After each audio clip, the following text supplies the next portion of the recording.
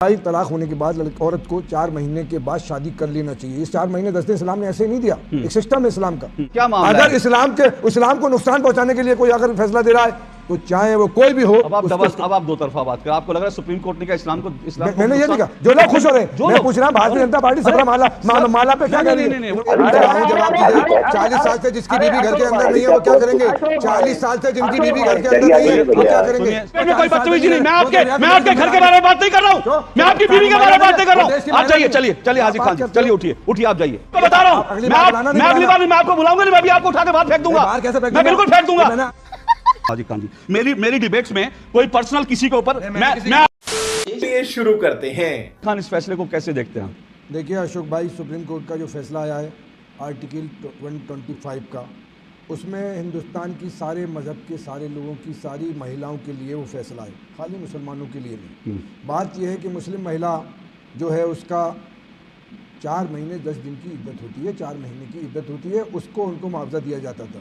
लेकिन supreme court ने एक फैसला किया कि मुसलमान महिलाओं को भी जब तक वो शादी नहीं करेंगे, आज लोगों को जानकारी है, आज के धारा को 144 भी कर दिया गया, इसको बड़ा चेंज भी किया गया। बात यह है कि अगर किसी सरकार कोर्ट ने फैसला किया है उसमें अगर किसी महिला को फ़ायदा हो रहा है, उसमें मेरी बहन को भी होगा, मेरी बेटी को भी होगा, मेरी बीवी को भी होगा। अगर इस तरह की कोई हरकत, तलाक के बारे में ज़्यादातर लोग जानते नहीं हैं, न तलाक देने वाला जानता अशोक भाई, न तलाक लेने वाली जानती।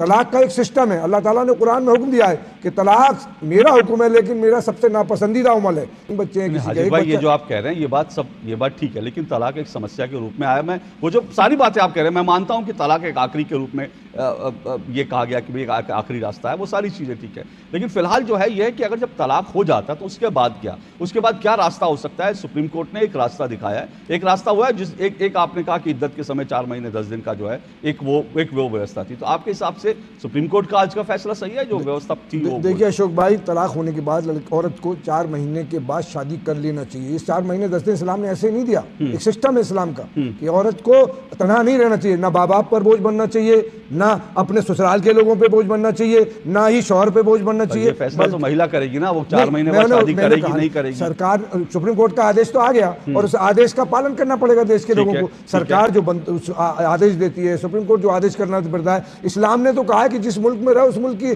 संविधान को मानो। इसलिए ये बात इसलिए कही जा रही है कि सबरीमाला में सुप्रीम कोर्ट का फैसला माना नहीं गया अशोक भाई, आज तक महिलाएं दाखिल नहीं हुई। ऐसे ही मुसलमानों को आपने फैसला कर दिया, अब उनकी जिम्मेदारी बनती है उन औरतों की जिनके ऊपर जिनको तलाक है, जो अपने वालिदैन के पास बैठी है, कि वो कोर्ट जाए। और वो कह रहे हैं कि अगर जो महिलाएं पर्सनल कोर्ट जाना चाहती है वहां फैसला करा लें, जो कोर्ट में आना चाहते हैं वो कोर्ट में फैसला करा लें। उसमें ना तो किसी हिंदुस्तानी ने अब तक कोई बयान दिया सुप्रीम कोर्ट के खिलाफ, कोई बयान उसके फैसले पर। सुप्रीम कोर्ट हमारा सबसे बड़ा संवैधानिक कोर्ट है, उसकी फैसले को मानने को तैयार है हिंदुस्तान। लेकिन सर किसी पर जबरदस्ती दीन में, मैं एक बात बहुत कई जगह कह चुका हूँ कि रावण ने राम के धर्म की मुखालफत की, तबाह हुआ। कृष्ण के धर्म की कंस ने मुखालफत की, कृष्ण तबाह हुआ। मूसा अलैहिस्सलाम के धर्म की फिरौन ने मुखालफत की, फिरौन तबाह हुआ। और इब्राहिम अलैहिस्सलाम के दीन की नमरूद ने की। और मोहम्मद सल्लल्लाहु अलैहि वसल्लम, प्रॉफिट मोहम्मद सल्लल्लाहु अलैहि वसल्लम के चचा ने, अबू लहब ने, अबू जहल ने आपकी मुखालफत की, वो भी तबाह हुआ। इस धर्म के बाद अगर कोई फैसला इस पर कर रहा है, एक बात और कह दूं, एक बात अशोक भाई, अगर इस्लाम को नुकसान पहुंचाने के लिए कोई अगर फैसला दे रहा है तो चाहे वो कोई भी हो। अब आप दो तरफा बात कर, आपको लग रहा है सुप्रीम कोर्ट ने क्या इस्लाम को मैंने ये नहीं कहा, जो लोग खुश हो रहे हैं। मैं पूछ रहा हूं भारतीय जनता पार्टी सबरा माला पे क्या कह रही है? वो मैं जवाब ले लूंगा, वो मैं जवाब ले लूंगा। लेकिन आप ये कह रहे हैं कि मतलब भारतीय जनता पार्टी इस पर खुश क्यों हो रहे हैं? अरे सुप्रीम कोर्ट का फैसला आप खुश नहीं है क्या? देश की क्या फायदा है? हमारी बहन को फायदा नुकसान क्या होता है? मैं भी सुनिए, मैं मुसलमान नहीं हूं, मैं भी खुश हूं क्योंकि मुझे लगता है शाहबानो, क्योंकि सुनिए ना, मैं भी खुश हूं क्योंकि मुझे लगता है 40 साल पहले उस शाहबानो के साथ जो नाइंसाफी हुई थी, कम से कम अब कोई और शाहबानो नहीं होगी।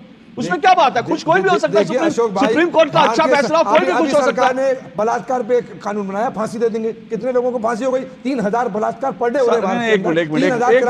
एक मिनट। अब आप सर हाफिज जी, अब आप इस मामले को कंफ्यूज कर रहे हैं। कानून आया, लागू हुआ, कितना नहीं हुआ, कितनों को फांसी मिली, दैट्स अ डिफरेंट स्टोरी। एक मिनट, वो बिल्कुल अलग स्टोरी है कि भाई कानून कितना लागू हुआ, कितनी महिलाएं जाती हैं कोर्ट से जो है अपना गुजारा बत्ता लेने, कितनी, वो एक अलग कहानी है। लेकिन मैं ये कह रहा हूं कि मैं भी खुश हूं भाई, तो इसका मतलब है छोड़िए कि अल्लाह ताला मेरे को भी खत्म कर देंगे क्योंकि मैं खुश हो गया तो मैं आपके धर्म के खिलाफ हो गया। मैं सुप्रीम नहीं, एक मिनट नहीं, इसको पॉलिटिकल, एक मिनट नहीं हाजिक जी, सुनिए, एक मिनट हाजिक जी, सुप्रीम कोर्ट के फैसले पर मुझे लगता है अगर किसी के साथ इंसाफ होता है तो जो भी इंसाफ पसंद लोग हैं सबको खुश होना चाहिए, किसी धर्म के खिलाफ नहीं है। आप इसे किसी धर्म का रंग मत दीजिए। सही बात है। थोड़ा आश्चर्य है लेकिन फिर भी ये सवाल उठा है इसलिए पूछ लेता हूं, भाई आप लोग क्यों खुश हो रहे हैं इस फैसले पर? बीजेपी आप नहीं खुश क्या शोकी? आप नहीं खुश हैं क्या? मतलब ये मैंने तो ताल ठोक के, मैंने तो दो टूक का, मैं बहुत खुश हूं इस फैसले से। नहीं तो मतलब ये पूरे देशवासी खुश है, पूरी दुनिया खुश है? मतलब मुझे समझ में नहीं आता है, क्योंकि ये तो सिलेक्टिविटी होती है कुछ लोगों की कि सुप्रीम कोर्ट का निर्णय हमें पसंद आएगा तो सुप्रीम कोर्ट अच्छा, चुनाव अगर हम जीत जाएंगे तो चुनाव आयोग अच्छा, संविधान में जहां फॉलो करना होगा वहां संविधान खराब हो जाता है। तो सिलेक्टिविटी ये मूल जड़ है, ये मूल समस्या है कि कुछ लोग हमारे देश में सिलेक्टिव अम्नीशिया से ग्रसित हैं। सुप्रीम कोर्ट की जो भूमिका है, आप ट्रिपल तलाक देखिए 2017 में, उसके पहले शाहबानो देखिए, आज का निर्णय देखिए, लगातार निरंतरता से सुप्रीम कोर्ट ने हमेशा इस देश में प्रगति के स्तंभ को न सिर्फ गाड़ा है बल्कि मजबूत करने का काम किया है। लेकिन उसके बावजूद कुछ लोग ऐसे हैं, और मैं आज अपने भाइयों की बातों को सुन रहा था कि कांग्रेस पार्टी के नेता जब कहते हैं कि देश के संस्थापकों पे पहला मुसलमानों का है तो उसको तुष्टिकरण नहीं मानते। आप उसको तुष्टिकरण नहीं मानते कि जब कुछ मौलवी मौलानाओं के दबाव में, रेडिकल फंडामेंटलिस्ट फोर्सेस के दबाव में राजीव गांधी जी की सरकार शाहबानो जैसे प्रगतिशील वर्डिक्ट को उलटने का काम करती है। सही जवाब, रुकिए, आऊंगा आपके पास, उनकी बात पूरी हो जाए, आऊंगा आपके पास, निरंतर पास आपके पास भी आऊंगा, उनकी बात पूरी हो जाए। सैयद जी, इस देश में संविधान है, शरिया नहीं है, थोड़ा सुनने का धैर्य रखिए, सुनने का धीरज रखिए।